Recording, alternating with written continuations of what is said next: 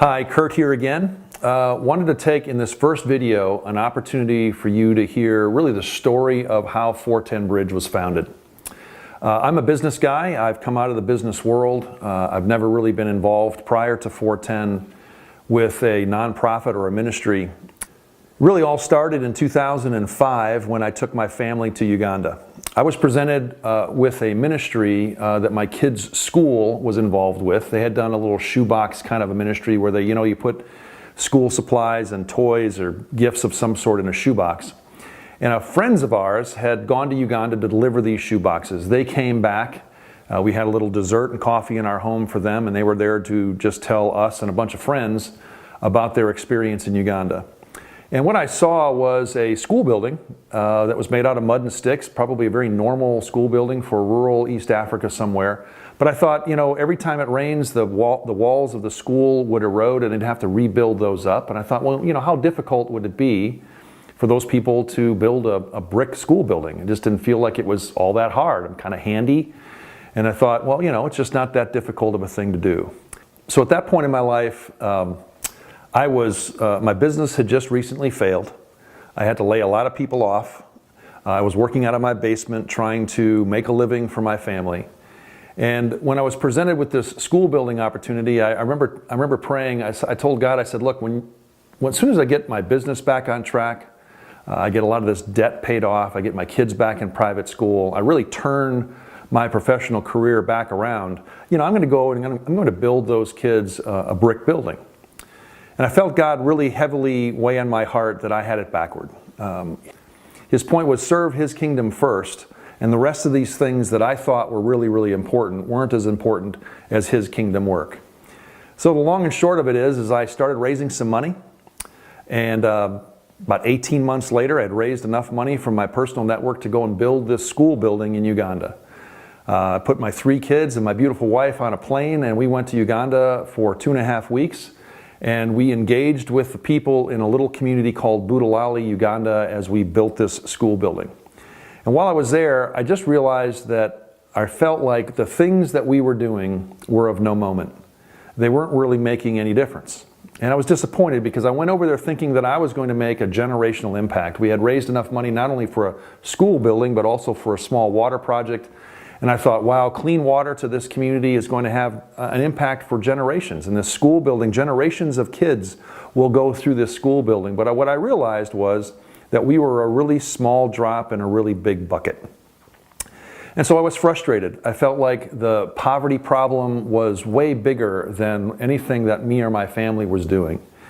And through a series of God events that I don't really have a whole lot of time to go into here in this video, but through a series of introductions and people that I met, I learned the hard way that I was right where God wanted me to be. So I came home. I met a guy by the name of Lanny Donahoe. Lanny was very active in our church, North Point Community Church, and I had met him, and he was asking me what I did in Uganda, and I was asking him what his ideas were. He wanted to go do something in East Africa as well. And we came up with this idea that said basically this: do you think that if we took a deep dive, if we went deep in a particular community somewhere in East Africa and helped them with all of their areas of need, water, education, health, economic development, spiritual development, if we helped them with all areas of need, if we were to be a mile deep and an inch wide, do you think we could move the needle in that community? Do you think we could move the needle so much so that places around the places that we worked took notice and noticed, hey, why is it different in that community over there? Why are the kids healthier? Why do they have clean water? Why are their churches fuller? And they came back to ask what's different in that community, and what was different was the activities of really the 410 Bridge. That's the foundation of that's how the 410 Bridge got started. Well, the other side of that is on this side of the bridge, on the western side of the bridge, Lanny's idea was, what if we were able to ignite, to mobilize churches in the U.S. to go deep in a place? In our country, we are fairly fast-paced, and we seem to move from one thing to the next thing, and we don't really have a whole lot of deep relationship. And so the idea was, what if we ignited the U.S. church, the Western church, to go deep in that place and got them really excited about moving the needle in a community and walking with a community for an extended period of time? Could it change how we see over here how to engage the poor in a more healthy and more indigenously sustainable way. And then in 2006, that was just an idea. And we raised a little bit of money, enough for a year, to see if not only this model of healthy development would work in Kenya or Uganda, but would it also work over here? And could we change how the Western Church engaged poor communities in East Africa? And so that's how our organization started. Again, I'm a businessman. I run 410 Bridge, and I want to see 410 Bridge run as a measurable ministry that if it's important enough for us to do, we should measure what we do to make sure that we're successful. And that really is the foundation of how our organization started. So as you start watching these videos and you start learning more and more about the culture of our organization, what you're going to see is that we want to measure our success. We want to be excellent at what we do. In my view, we all work here with an audience of one. God is our audience. We are Christ-centered. And because God is our audience, I want to do everything in this organization with excellence, because that's how we honor Him.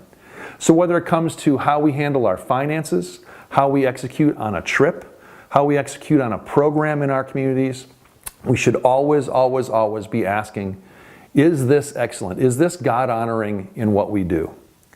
So as you listen to these videos, keep that in mind. We have a lot of guiding principles. You'll be hearing about those layered into the stories here or the videos here.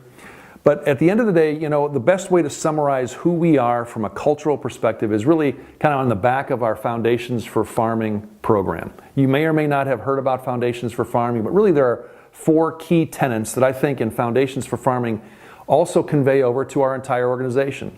We want to do things on time. We want to do things at a standard, and I don't mean a low standard. We want to do things at a high standard, because a high standard is excellent and it honors God in all we do. We want to do things without waste.